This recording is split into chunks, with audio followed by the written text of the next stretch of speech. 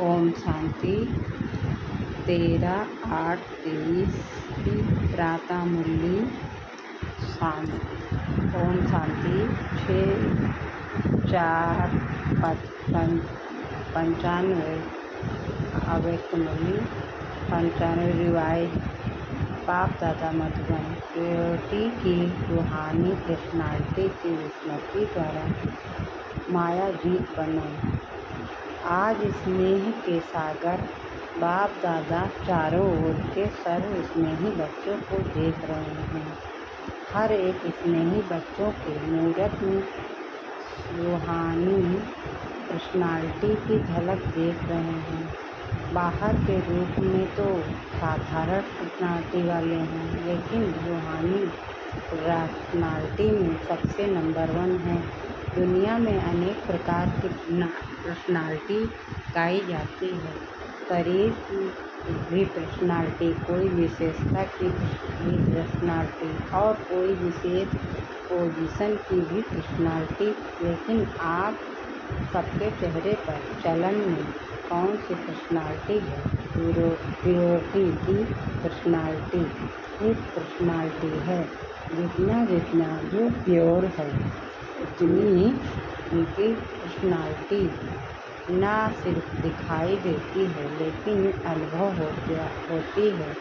सभी अपने रूहानी पर्सनालिटी को अनुभव करते हैं। आप जैसी पर्सनालिटी सतयुग में से अब तक कोई की है? सारे कल्प में चक्कर लगाओ तो आप जैसी पर्सनालिटी है नहीं है ना? तो आपको अपनी रूहानी पर्सनालिटी का नशा है।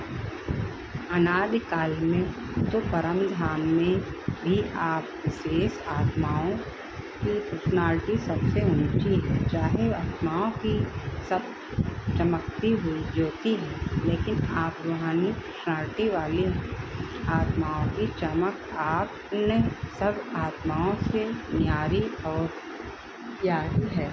अपने अनादिकाल की पर्सनालिटी को स्मृति में लाओ।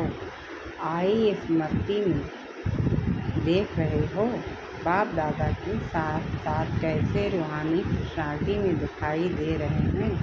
अपने आप को देख सकते हो तो चले जाओ। अनादिकाल में कितने टाइम में जा सकते हो? जाने में कितना टाइम लगेगा? सेकंड से कम ना कि एक दिन 1 घंटा चाहिए? सेकंड से भी कम। जहाँ चाहो वहाँ पहुँच जा सकते हो। तो अनादिकाल की अपनी पर्सनालिटी देख ली। अभी अनादिकाल से आदिकाल में आ जाओ। आ गए या अभी चल रहे हो, पहुँच गए तो अनादिकाल से आदिकाल में अपनी रूहानी पर्सनालिटी देखो। कितनी श्रेष्ठ पर्सनालिटी है। तन की भी तो मन की भी तो धन की भी और संबंध की भी सब प्रकार की पर्सनालिटी कितनी श्रेष्ठ है। तो आदिकाल की पर्सनालिटी देख रहे हो, कितने सुंदर लगते हैं हो, कितने सजे हुए हो, कितने सुख शांति प्रेम आनंद स्वरूप हो। तो आदि काल में भी अपनी पर्सनालिटी को देखो। स्पष्ट दिखाई देती है। वह 5000 वर्ष हो गए तो थोड़ा स्पष्ट नहीं है। सभी को स्पष्ट है। होशियार हो सभी। तो आदिकाल में भी अपना देख लिया। अभी आओ मध्यकाल में। तो मध्यकाल में भी आपकी पर्सनालिटी क्या रही? आपके जड़ चित्र कितने विधिपूर्वक पूजे और गाए जाते हैं। चाहे कितने भी पर धर्म महात्मा नेताएं पर्सनालिटी वाले गाए जाते हैं, लेकिन आपके जड़ चित्रों की पर्सनालिटी के आगे उनकी पर्सनालिटी कुछ भी नहीं है। जैसे आप सबकी पूजा होती है, वैसे कोई महात्मा या नेता की धर्म आत्मा की विधि पूर्वक पूजा होती है। कभी देखी है आपके जड़ चित्रों जैसे श्रृंगार किसका होता है? तो मध्यकाल में भी आप आत्माओं के रोटी की पर्सनालिटी की विशेषता कितनी श्रेष्ठ है। अपना चित्र देखा। आपकी पूजा होती है कि नहीं? सिर्फ बड़ों की होती है, हमारी नहीं। डबल विदेशियों के मंदिर हैं, देखा है, उसमें आपका चित्र है कि सुना है? तो कहते हो कि हाँ होंगे, स्मृति में है। तो मध्यकाल भी आपका अति श्रेष्ठ है। और अब लास्ट जन्म में जो मरजीवा ब्राह्मण जन्म है, उसकी पर्सनालिटी देखो कितनी बड़ी है। गायन कितना, कोई भी श्रेष्ठ कार्य अब तक भी को आपके नामधारी ब्राह्मण ही करते हैं। चाहे ब्राह्मण अभी ब्राह्मण रहे नहीं हैं, लेकिन नाम के तो ब्राह्मण हैं ना। आपके नाम से, आपकी पर्सनालिटी के कारण वो भी श्रेष्ठ गाए जाते हैं। तो ब्राह्मण जन्म भी की पर्सनालिटी कितनी श्रेष्ठ है। आदिकाल, अनादिकाल, मध्यकाल और अब अंतकाल, सारे कल्प में आपकी पर्सनालिटी सदा ही महान रही है। लौकिक पर्सनालिटी वालों का अगर नाम भी जाता है तो कोई विशेष बुक में उन्हों का नाम आता है, फलाने फलाने हैं, लेकिन आपका नाम इसमें आता है, साधारण बुक में नहीं आता है, शास्त्रों में आता है। जो भी आदिकाल से शास्त्र बने, उसमें किसके चरित्र हैं, किसका गायन है, किसकी कहानियाँ हैं। तो लौकिक पर्सनालिटी वालों का गायन विशेष बुक में होता है और आपका गायन शास्त्रों में होता है। और शास्त्रों को कितना बिगाड़ देते हैं, बड़े विधि पूर्वक शास्त्र को संभालते हैं, उसको भी बड़े पूज्य के रूप में देखते हैं। जो सच्चे भक्त हैं वो शास्त्र को विधि पूर्वक रखते भी हैं और पढ़ते भी हैं। ऐसे रिवाजी किताबों को माफिक नहीं रखते। तो अपनी पवित्रता की पर्सनालिटी को सदा ही इमर्ज रूप में स्मृति में रखो। जानते हैं या हैं तो हम ही ऐसे मर्ज नहीं, स्मृति स्वरूप में रखो। इससे के बुद्धि में ये इमर्ज रूप में स्मृति रहती है। तो स्मृति ही समर्थि का आधार है। और जहाँ समर्थि है वहाँ माया नहीं आ सकती है। समर्थ आत्मा के पास माया का आना असंभव है। मेहनत करने की आवश्यकता ही नहीं है, माया का काम है आना। लेकिन आपका काम अभी समय प्रमाण भगाना नहीं है। माया आई और भगाया नहीं, आपका काम है सदा माया जीत रहना। तो माया जीत हो या माया बार बार भगाने वाले हो, अभी भगाना पड़ता है थोड़ा थोड़ा। वो दर्शन देने के लिए आ जाती है, नहीं ना। डबल फानस ने माया को सदा के लिए भगा दिया या भगाते ही रहते हैं। क्या हाल है, माया सदा के लिए भाग गई, अभी नहीं आएगी ना। कि थोड़ा थोड़ा आए, कोई हर्जा नहीं। फिर भी आधा कल्प की दोस्ती है, फ्रेंड है ना, उसको ऐसे ही छोड़ देंगे, आवे ही नहीं।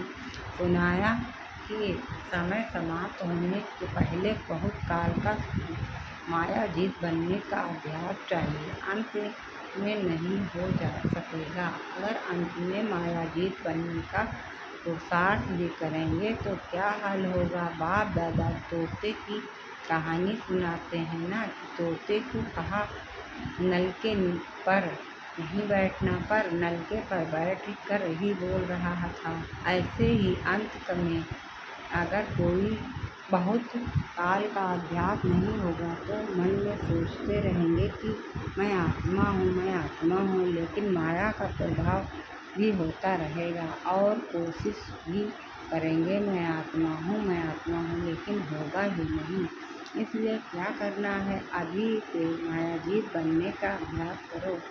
और उसका सहज साधन है। अपने रूहानी पर्सनालिटी को स्मृति स्वरूप में रखो। पर्सनालिटी वाले की निशानी क्या होती है? जो ऊंची पर्सनालिटी वाले होते हैं उसकी कहाँ भी किसी में भी आँख नहीं जाएगी। ये ऐसा है, ये ऐसा है, ये ऐसा करता, ये ऐसी करती, मैं क्यों नहीं करूँ, मैं क्यों नहीं कर सकता हूँ। दूसरे की प्राप्ति में आँख नहीं जाएगी। क्यों? रूहानी पर्सनालिटी वाला सर्व प्राप्तियों से संपन्न है, स्वभाव में भी संपन्न, संस्कार में भी संपन्न और मन संपर्क में संपन्न, भरपूर। वो कभी अपनी प्राप्तियों के भंडार में कोई अप्राप्ति अनुभव ही नहीं करेगा। क्यों? रूहानी पर्सनालिटी के कारण वो सदा ही मन से भरपूर होने के कारण संतुष्ट रहता है। आँख दूसरे की प्राप्ति में तब जाती है जब अपने में अप्राप्ति अनुभव करते हो। तो कोई अप्राप्ति है क्या? गीत क्या गाते हो? अप्राप्त नहीं कोई वस्तु ब्राह्मणों के खजाने में। ये गीत मुख से नहीं मन से गाते हो ना? तो जो गाते हैं वो हाथ उठाओ। अच्छा, डबल विदेशी भी गीत गाते हो। अच्छा, बाप दादा आज चारों ओर के बच्चों की प्योरिटी की पर्सनालिटी चेक कर रहे थे। प्योरिटी की परिभाषा को भी अच्छी तरह से जानते हैं वो।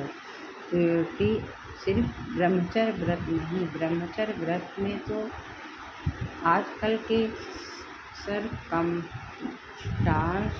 अनुसार कई अज्ञानी भी रहते हैं, ज्ञान से नहीं, लेकिन हालातों को देखकर भी कई भाग भी रहते हैं। वो कोई बड़ी बात नहीं है, लेकिन प्योरिटी वो सारे दिन में चेक करो। पवित्रता की निशानी है सत्यता। अगर सारे दिन में, चाहे उठने में, चाहे बैठने में, चाहे बोलने में, चाहे सेवा करने में, चाहे स्थूल सेवा की, चाहे सूक्ष्म सेवा की, लेकिन अगर विधि पूर्वक नहीं की, विधि में भी अगर जरा सा अंतर रह गया तो वो भी स्वच्छता अर्थात पवित्रता नहीं, व्यर्थ संकल्प की अपवित्रता है। क्यों? आप सोचेंगे कि हमने पाप तो किया है ही नहीं, किसको दुख तो दिया ही नहीं, लेकिन अगर व्यर्थ चला, समय गया, संकल्प गया, संतुष्टता गई, तो आपके पवित्रता की फाइनल स्टेज के कई डिग्री में फर्क पड़ जाएगा। 16 कला नहीं बन सकेंगे, 15 कला, 14 कला, 15.5 कला नंबरवार हो जाएगा। तो अपवित्रता सिर्फ किसको दुख देना या पाप कर्म करना नहीं, लेकिन स्वयं में स्वच्छता विधि पूर्वक अनुभव करते हो तब बोलते हो। निकल गया, बोलना नहीं था लेकिन बोल दिया, तो इसको क्या कहेंगे? मालिक हैं। इसलिए अमृत वेले से लेकर रात तक अपने संकल्प, कर्म, सेवा सबको चेक करो। मोटे रूप से नहीं चेक करो।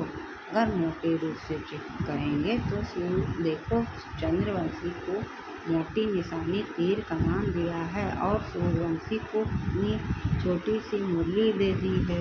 मुरली कितनी हल्की है और तीर कमान कितना मेहनत का है। पहले तो निशाना लगाते रहो, दूसरा बोझ उठाते रहो, और मुरली देखो, नाचो, गाओ, हंसो, खेलो।